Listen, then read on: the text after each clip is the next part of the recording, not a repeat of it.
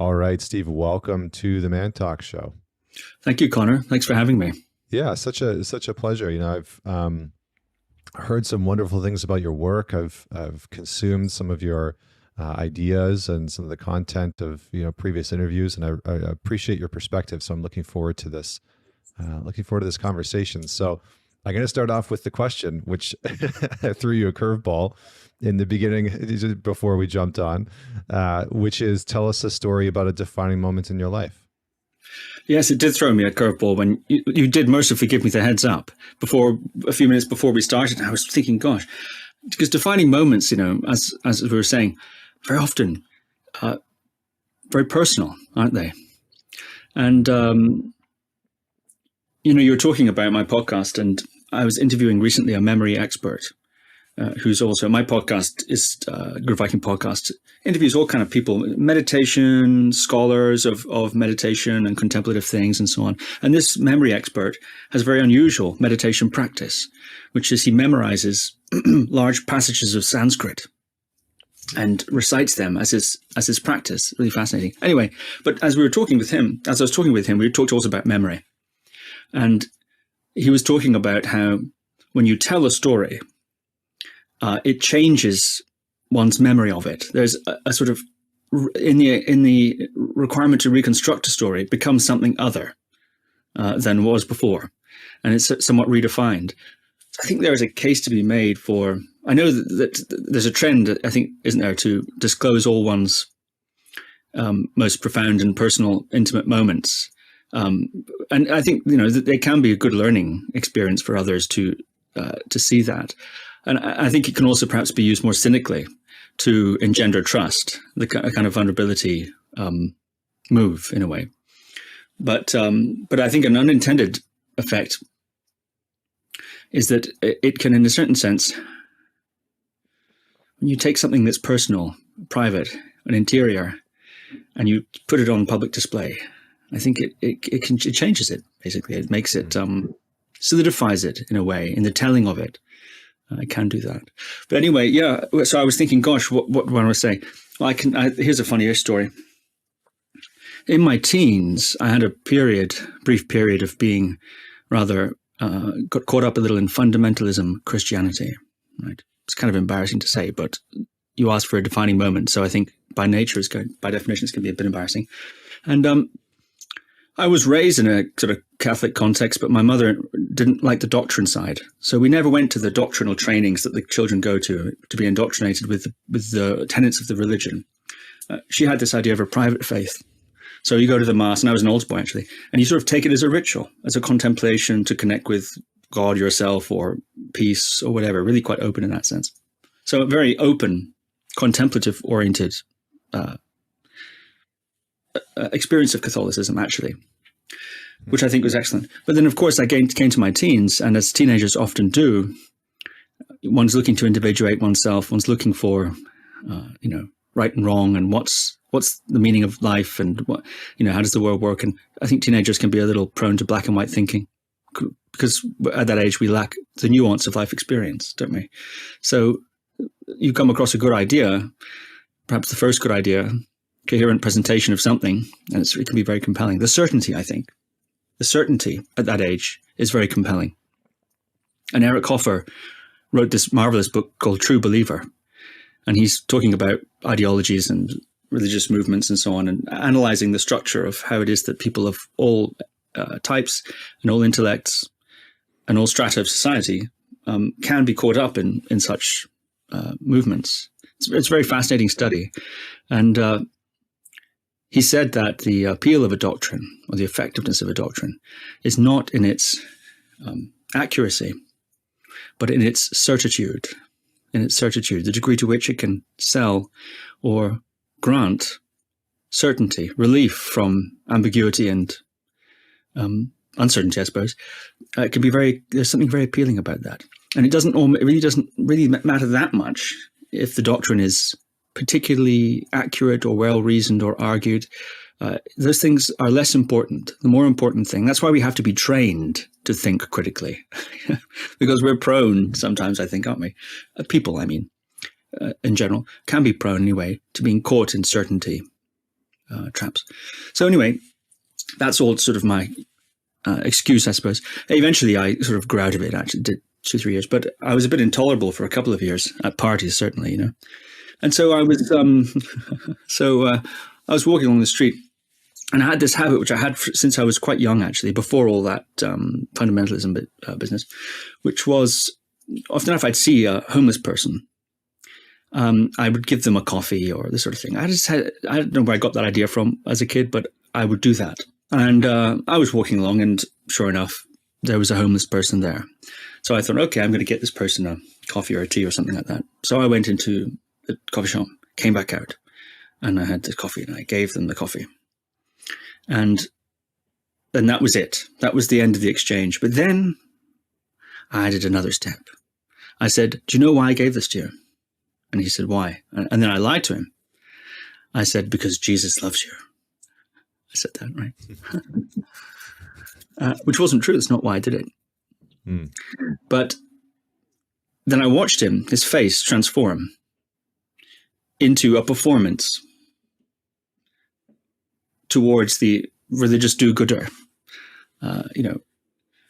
He learned, it seemed to me, that when dealing with such a person, one has to act a certain way. And he had a whole routine, how you deal with someone who's religiously sort of motivated in that sense. And it was sort of horrifying to watch him dehumanized like that and have to dance to this, this tune that he's presumably had to dance to before. And of course, that was horrifying to witness that consequence of my deceit. But the other thing that was funny was that the deceit was really clear. I didn't give it to this homeless person because Jesus loved me and I wanted to sort of pass that on. It was actually because I loved him. I felt compassion and care and human connection with him. That's why I gave it to him. And so in discharging what I felt was my religious duty, I departed from the basic motivation of human kindness and saw the effects. And that really stuck with me. The difference between, yes, the discerning of those different motives and the effects of that kind of an action. Yeah. Mm-hmm. Mm-hmm. Yeah, beautifully said. Well, thank you for sharing that that moment and that period of your life. And I do think that we seem to live in, and maybe this has always been the case. I'm not sure, but we do seem to live in a period of time where vulnerability has become a sort of staple nutrient of consumption from society. It's sort of like a barrier to entry. If you want to be on social media, if you want to gain acceptance and validation, if you want to gain power in many ways, then vulnerability seems to be this sort of like tool and resource, as you said. I think you said it can become cynical, right? It can be used for sort of like almost like menacing means. But so, culture does seem to have an interesting relationship with that. I'm going to shift gears because one of the things that I wanted to talk with you about is I do want to talk about the path out of our thoughts and into the body, or at the very least, talk about some of your methods, because you do a lot of somatic work, and I think that there's a lot of men that will benefit from that and have benefited from that. But I want to first start with a broader context of how you see the state of men in our current society. And I'm going to leave the question fairly broad and vague, and I'll let you do with it and take with it as you will. So what do you see as being the state of men within our current culture? And what do you think that men are being asked to do, asked to see, asked to build, either within themselves or within the world around them?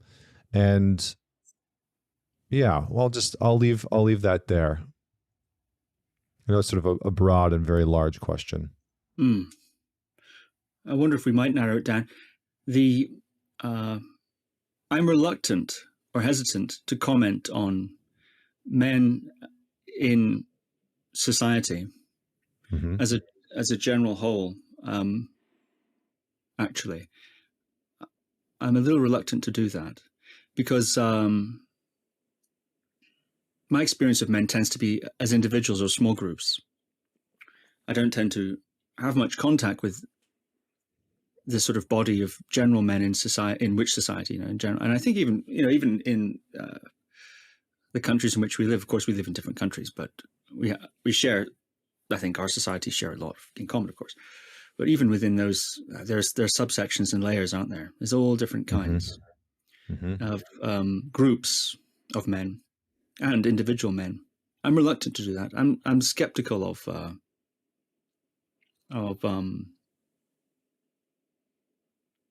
that. However, I think there are valid means to talk about that. Statistical analysis. We could do statistical analysis of various different trends, polling of various kinds.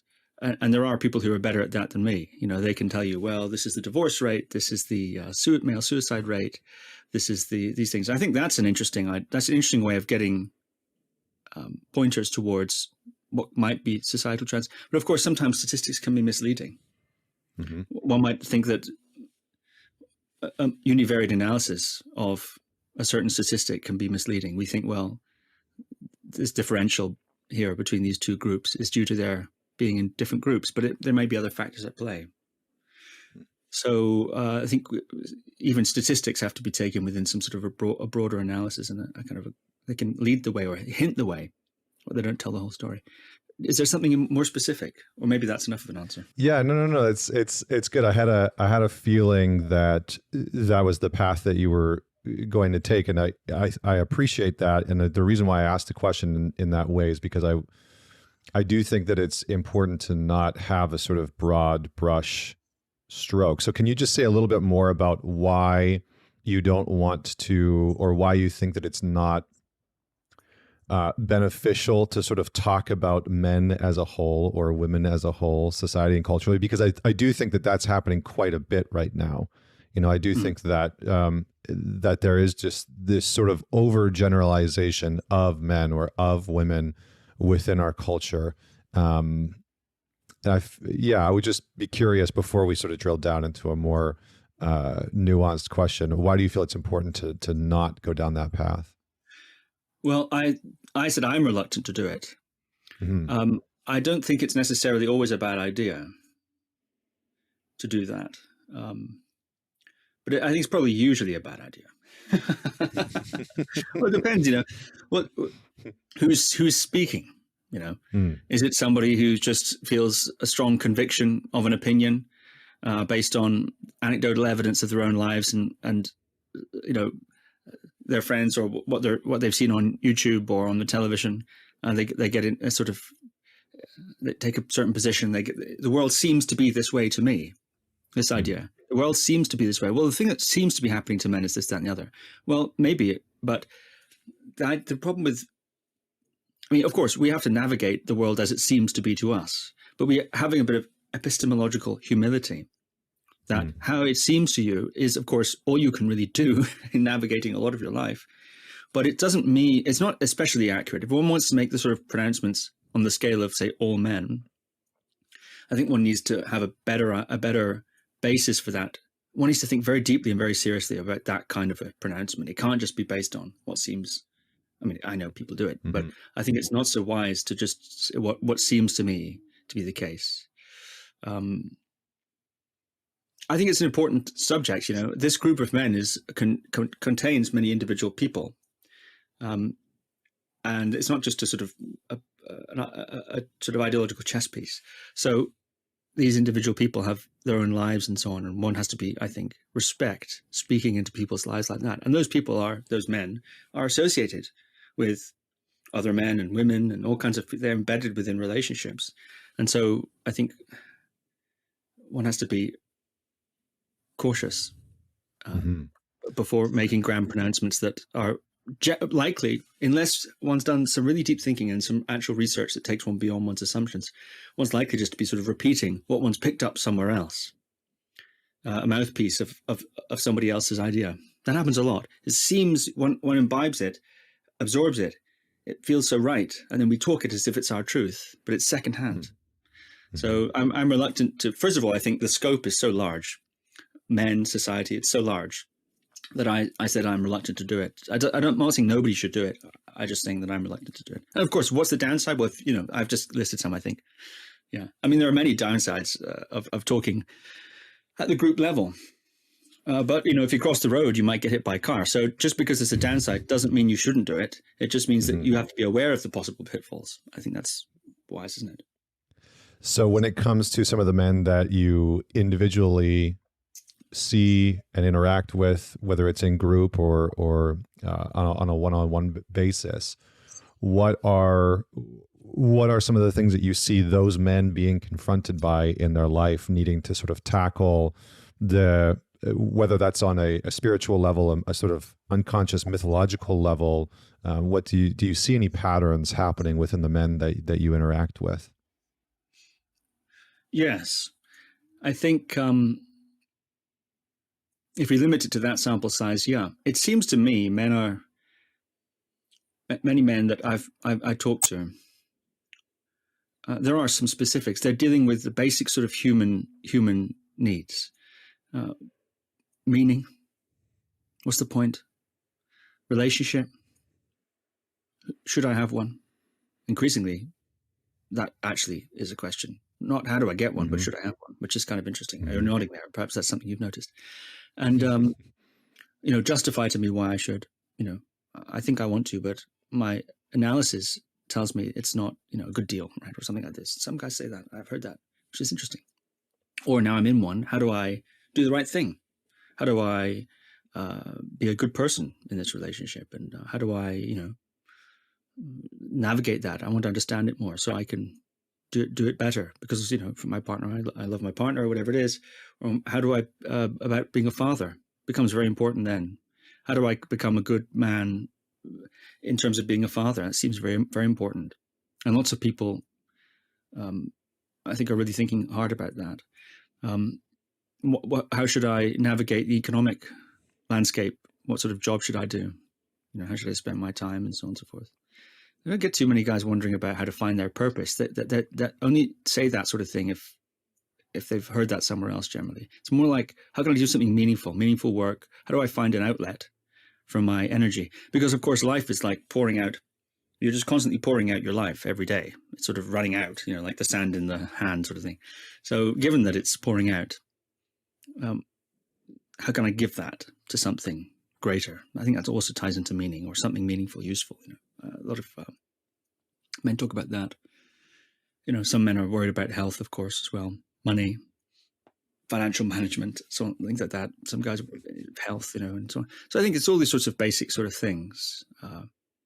And depending on who they are and their upbringing and their cultural context and various other factors, there's some variation on those themes. But it seems to be health, wealth, and relationship, and family, and meaning, these sorts of things.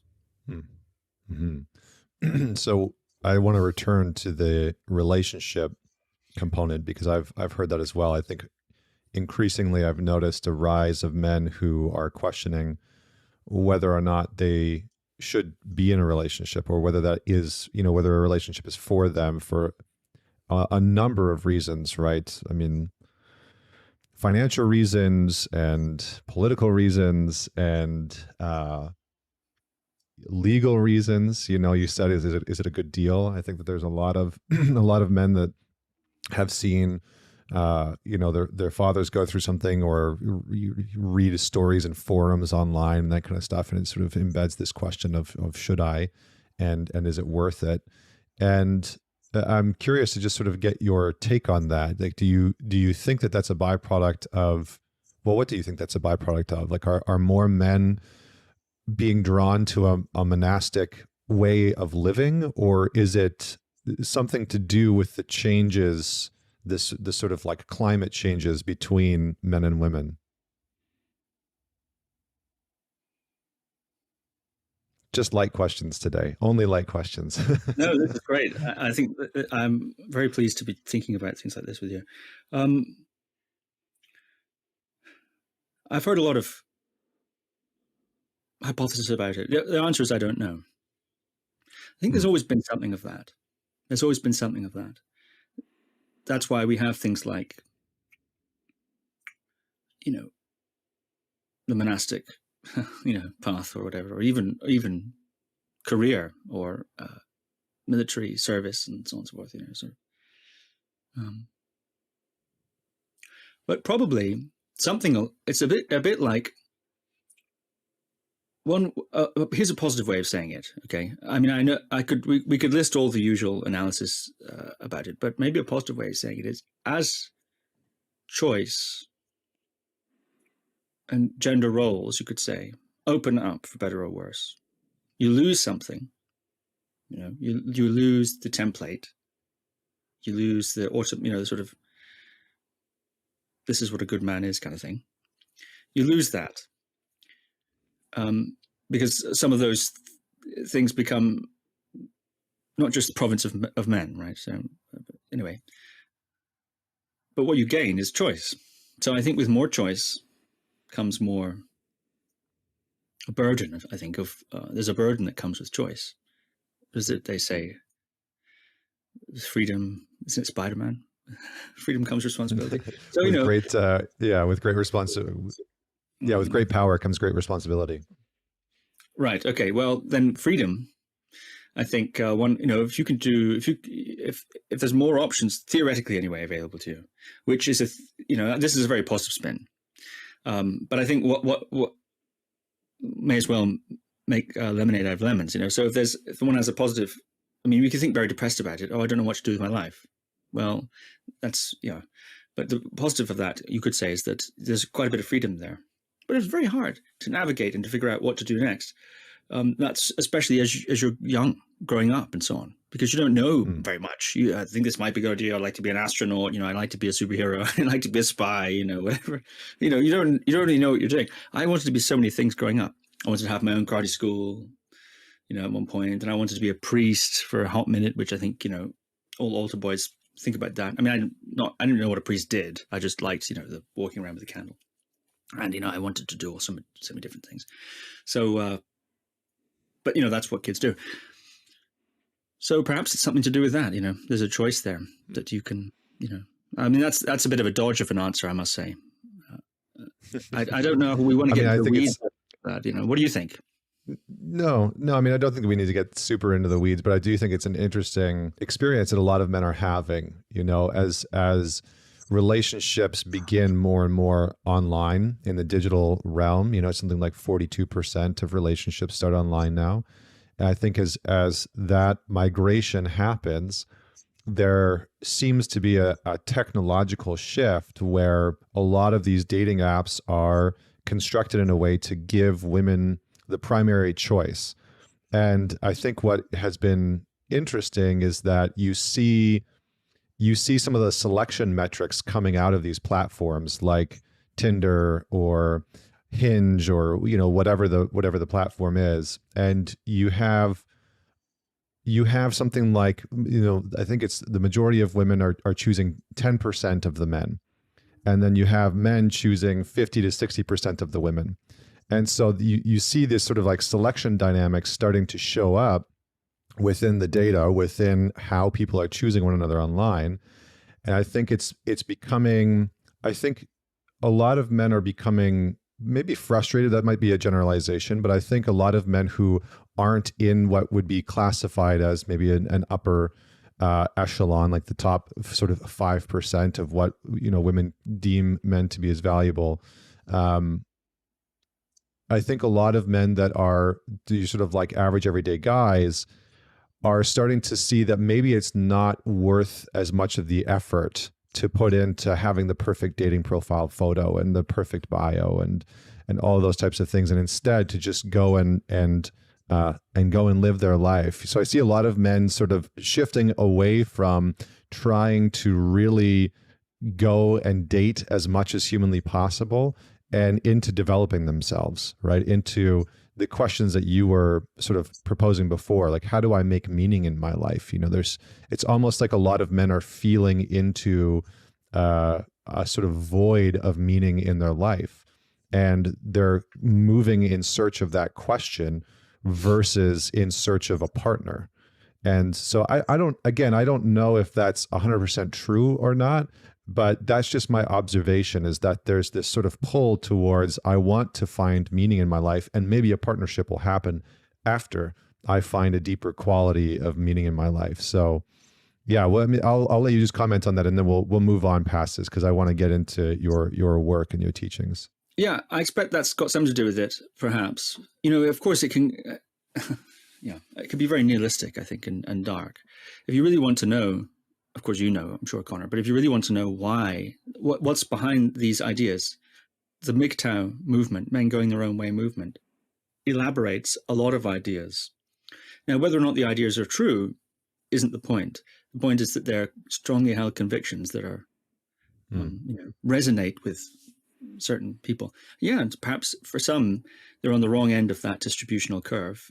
But also, a lot of the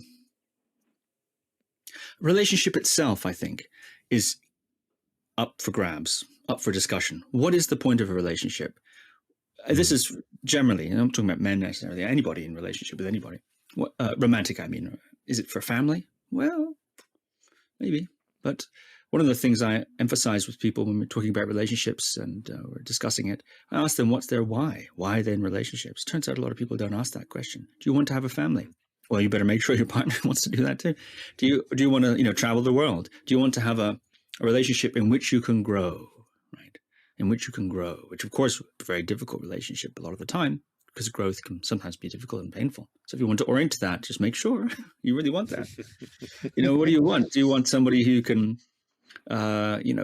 indulge your hobbies with and, live a certain kind of lifestyle with and so on? What is it that you want relationship for? Because the usual templates of relationship, they're still available, but there's much more diversity now than there used to be. So you do actually, I think, have to define that. And when you say about online dating, another interesting thing about online dating is that you meet people who are sort of geographically related to you, but that might be about the only other thing, and you're both using the app, that you have in common. So you're not meeting these people in the course of your day-to-day lives, carrying out your normal interests and occupations. So whilst it does give you an abundance of choice, in a certain sense, compatibility needs to be, I think, emphasized. You can't just whoever will have you. Say, oh, great. I think that worked probably in, I don't know, throughout a lot of human history. If the door's unlocked, you walk through it, But I don't know if that's a great strategy. Yeah, I mean, I do think you've talked about choice a few times, and I do think that there is a sort of paradoxical nature to having more choice leading to, at least I think within us as men, maybe I'll just speak from my own individual experience, which is that the more choice that I have, the harder it seems to be to choose. And the more in my logical, rational brain I can be prone to becoming. I can find myself, if it's like walking into a restaurant where there's 5 items on the menu, or walking into a cheesecake cafe where there's an almanac, of thousands of choices of what you can choose from. And if you're not intentional of going into that space already knowing what it is that you want, which I think, it's kind of a terrible analogy, right? A restaurant and a menu versus dating, but we'll stick with it nonetheless. If you're not intentional of knowing what you want, then you can be met with a tremendous amount of confusion of what to actually choose, of what's right for us as individuals. So I think I see, again, I'm sort of speaking for some of the men that I have worked with, and I'm speaking for myself when I was single. I'm married now and have a child, but I know that was a challenge, because there was so many options. And there were long periods of time in my life where I actually didn't know what I wanted, right? I didn't know the quality of relationship that I wanted, or the type of woman that I wanted to be with. And so it was just sort of like a sample selection, going through the menu and trying a whole bunch of different types. And so any thoughts on that? Yeah. I mean, a great virtue is being able to make do with what little you have. There's a great virtue there, isn't there? But I think one also has to learn how to navigate abundance. It feels less virtuous because it's almost an abundance, an embarrassment of riches. There is such a phrase, an embarrassment of riches, right? And right. But nonetheless, one has to learn to say perhaps no more than once says yes, and how to navigate that. And I think there are a few ways to do it. And one of the ways, is to look around for people who you admire, and look around for inspiration, also from the past, from the great thinkers of the past, the great figures of the past in their writings. I think that's very important. Don't read a men's coach book. Okay, do, but read some great thinkers of the past who've wrestled with similar things. I mean, these, we might think it's particularly new. The dynamics are not that new. These dynamics have been going on throughout history. I know, for instance, Stoicism has become very popular lately, or is becoming increasingly popular as a sort of less nihilistic version of, of some of these philosophies we've been talking about or referring to. Some of these writers faced great difficulty and challenge in their life, had a lot of responsibility, and dealing with very difficult people and a lot of people under their rule and so on and whatever. Very smart people too, and these texts very often have survived many hundreds of years. There's something there to be gained, I think, to go back, the council of the elders, so to say, rather than an intermediate, taking it through the intermediary of, say, a men's coach, which I'm very suspicious of such a person, or skeptical of such a person, just because anyone can do it. It's like well, now we're talking once again about abundance of riches. So that's one thing. Another thing, I think, is to notice how one feels after consumption I'm thinking of food, which you're using the menu, right? So you go into the restaurant, you don't know what to buy, so you buy this, and this. And then how do you know if you like it or not? Well, maybe afterwards you can tell. How do you feel afterwards? So I think that's very often the case. Afterwards, after, say, a date, we're talking about dating, or, your restaurant analogy, how do you feel? Or after you've, spent some time with somebody, how do you feel? After you've made love with somebody, how do you feel? Very often we blank off that part, cut off that part, on to the next thing, And especially if it doesn't feel good, on to the next thing, because the next thing occupies the attention, so you don't have to feel what doesn't feel good. So I think this is why meditation can be quite useful, because life is so full of things and interesting things to do that if we don't actively stop, then there's not many natural ways of stopping. Life doesn't present us with many natural stopping points. So the meditation, perhaps often the purview of people attempting to get enlightened, but it can also be just a natural stopping time to catch up, to see if there's something that needs to come out or some processing. So I think noticing, how do you feel afterwards? Do you feel drained? Do you feel replenished? Do you feel afraid? Do you feel avarice? Do you feel greed, or neediness or whatever? Navigate those things, because a lot of times those responses are driving the next action, the next behavior, even if we don't feel them. So I think that's another way of when one is presented with an embarrassment of riches, in navigating through, is to, like I say, refer to the great thinkers and writers of the past, and see how you feel after you do things. Those are pretty good. Those are pretty good ways, and see how little you can get away with. What I mean by that is, see how little, as an experiment. This is something actually one sees in Stoicism. I'm not a Stoic myself. I just comes to my mind at this point. Gets Aurelius, or he talks about spending time, and I can't remember now exactly the details, but putting on sackcloth and ashes and imagining everything's gone and you've lost everything. Sort of coming back to zero, starting at zero. That's a good thing to do. Sometimes I do that when I'm sitting on my boat here. I live on a boat, and I have books here and coffee, and it's just so nice. So sometimes I sit here, so I do meditate, and sometimes I sit here and I imagine myself dead. And I imagine people coming on and distributing my books, my precious books, everywhere, moving them from their proper place. But, and I imagine the boat, being used by somebody else, lifted in by somebody else, or maybe even scrapped eventually, presumably. And try to imagine this sort of thing, to sort of reorient a little bit, come back to myself. Often so dispersed, I find myself anyway, among my activities and my belongings and my relationships. So sometimes it's nice to come back to oneself and recognize that when one dies, the world will continue. So it's not that the stakes are not, you're not holding the whole world up like Atlas. It's interesting, as you were talking about this meditation practice, I got a memory of when I moved out to New York. I was living in Vancouver and I had an apartment out there and I had all this stuff, right? Books. And I mean, I guess I didn't have a lot. I had books and I had some audio equipment because I really like audio. My background is in music. I have a degree in music. And so I had sort of like a whole setup with the record player and the whole thing. And those were sort of my prized possessions in my apartment, right? Was my music setup and my books. And when I decided to move, I decided to just leave everything behind. And I had a bicycle, I had my audio equipment, and so I gifted a bunch of it to friends. I let go of it and gave it to a local charity. And then the apartment I actually let go of to a friend. And I said, whatever's in this apartment that you want, you can just take, and just let it all go, and just walked away from the whole thing. And it was such an interesting experiment in releasing attachment to the things that I had accumulated. And it was an interesting kind of experiment because in some ways there was a freedom and a liberation that was in that moment, but there was also a grief. I found myself in moments, even since then, thinking about a specific book that I want to go read again and go reference. And it's like, oh no, I gave that away.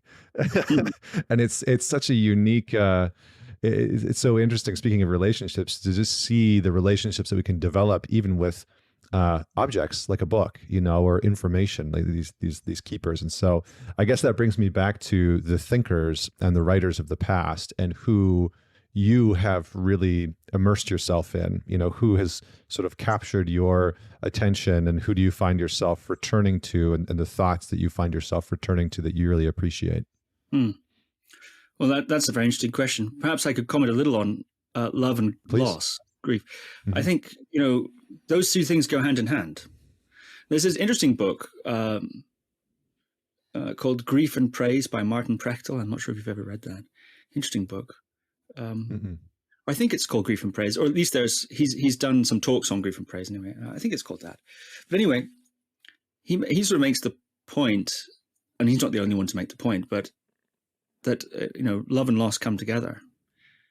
You can't really feel the loss of something that you don't, on some degree, love or have some kind of connection with, for whatever, or you don't value to some extent. So I think perhaps to the degree to which one can reconcile loss or be sensitized to its inevitability, I think that enlivens the enjoyment of whatever it is that one actually has at that moment. Because very often, if we're attempting to keep something, we're no longer really relating to that thing. We're sort of in the future with it, attempting to keep it, worrying, planning. And, there is an aspect of that, I think, that needs to be done, planning. I'm not suggesting we should all live in the moment in a kind of sort of strange way, but in the sense of love and enjoyment, to feel the grief. I think if one really, really deeply loves, one can't help but feel loss at the same time. When I've mostly deeply loved, I've found that to be the case. There's something very poignant about the transience of the relationship, or the person, or the circumstance, or just the moment. Some moments are just so beautiful, but they're beautiful partly because of their transience.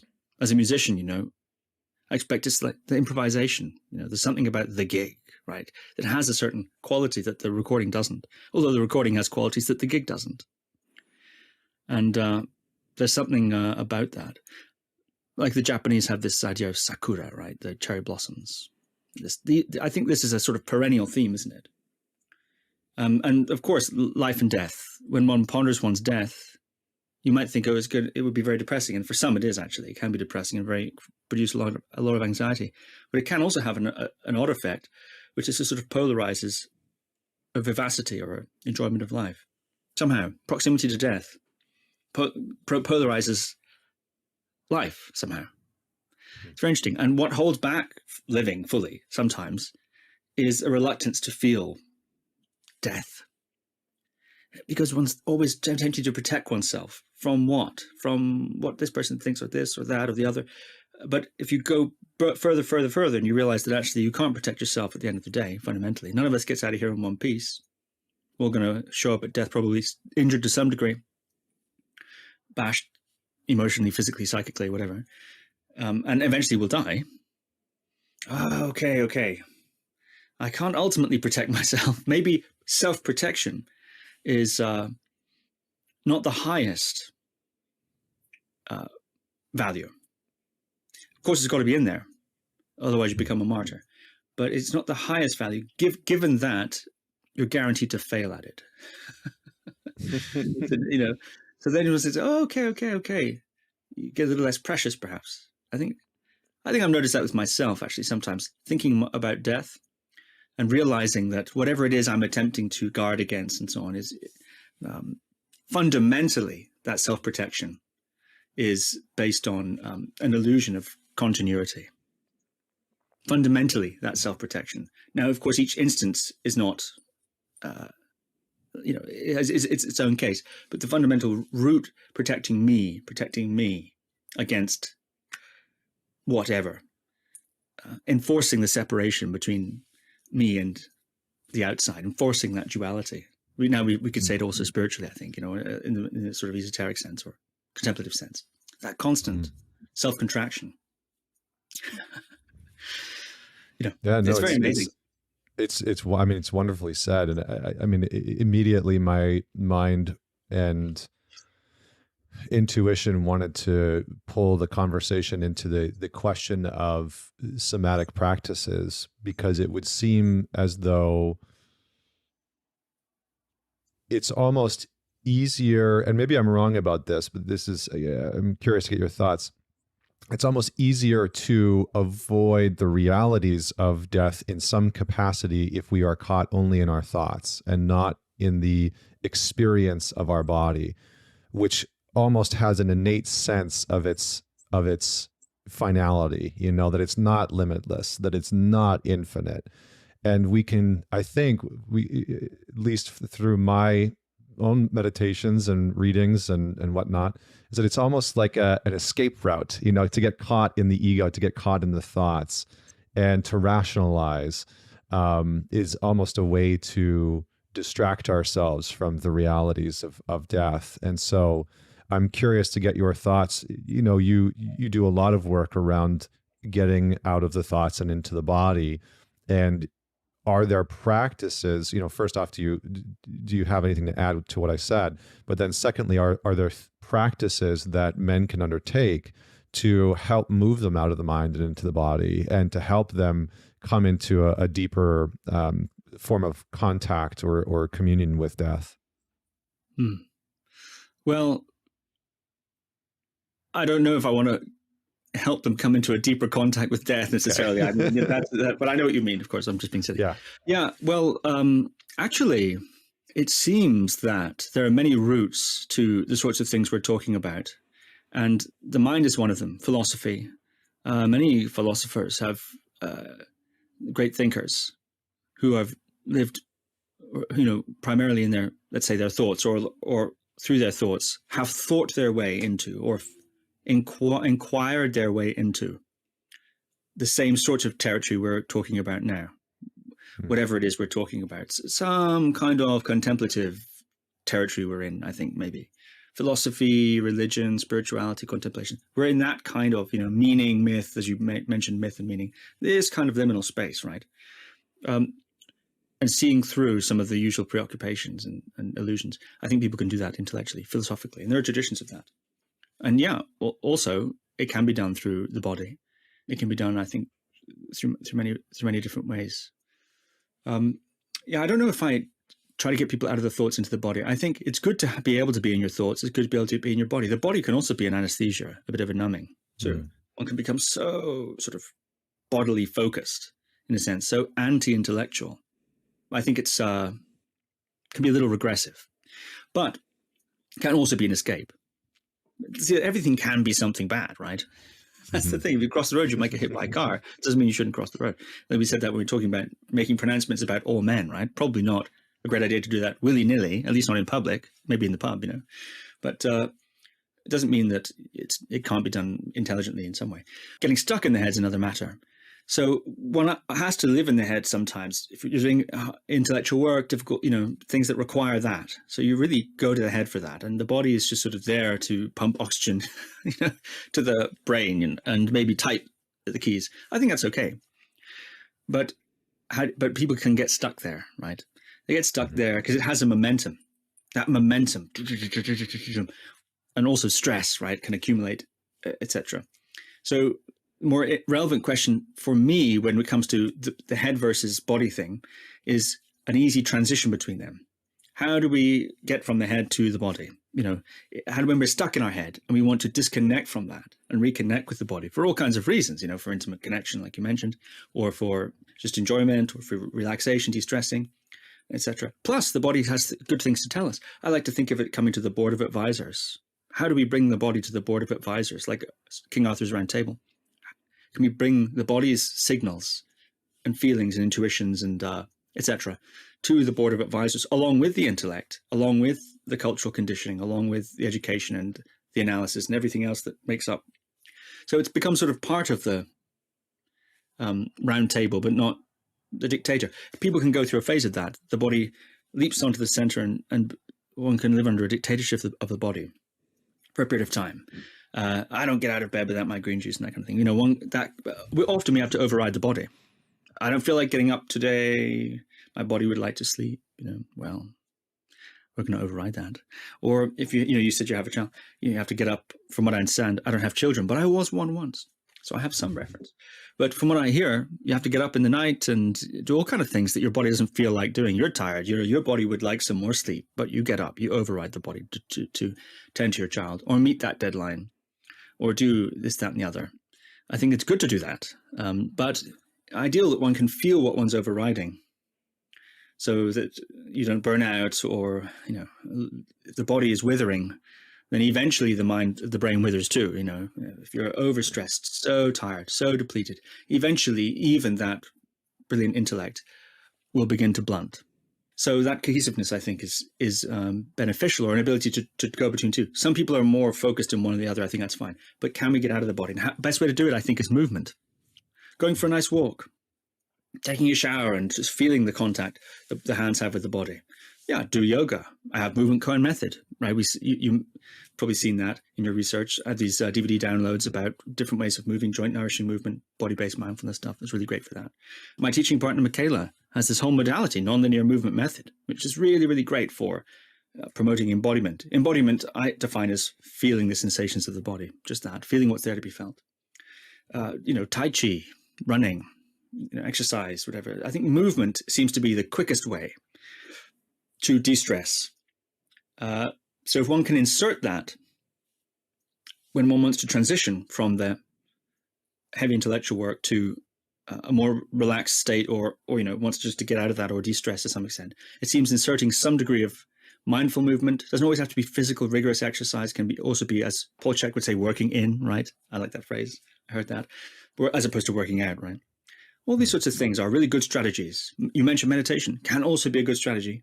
But once again, it can also be a way of escaping, etc. But, like we said, so can everything, But all these sorts of things that stop, reconnect with the body. But movement seems to be a really good hack, really good hack. And you can do it in two ways. If you have a regular movement practice, and that could include regular walking, it doesn't have to be some modality. But if you do a regular movement in your life, then that transition is already lubricated. It's not so difficult. That's if you want maintenance. You can also do remedial movement work, where you think, gosh, I'm so stressed, I'm overwhelmed, I need to do some work now to deal with this acute situation. There's that. And then there's also explorative stuff. You're not trying to get from the head. You're using those modalities to explore or deepen your resources or investigate different themes and so on. So I know our time is 60 seconds left, so that's why I'm landing the plane at this point. But that's a quick zip file of some musings on the body. Good, wonderful. Yeah, I appreciate you orchestrating all of that in a condensed manner so that we can end on time. Well, listen, I would absolutely love to have you back on the show and maybe talk about meditation and consciousness and explore that at some point, because I feel like the audience and the listeners would really appreciate your insight on those things. And so, so thank you very much for being here today. We'll have links in the show notes to your website, but coming from you, where is the best place for people to follow along with your work and your journey? Guruviking.com. www.guruviking.com is my site. Yeah. But thank you, Perfect. Connor. It's been a real pleasure, and I've enjoyed talking with you very much. Likewise. Well, for everyone that's out there, don't forget to share this episode with somebody that you know will appreciate it. And until next week, this is Connor Beaton signing off.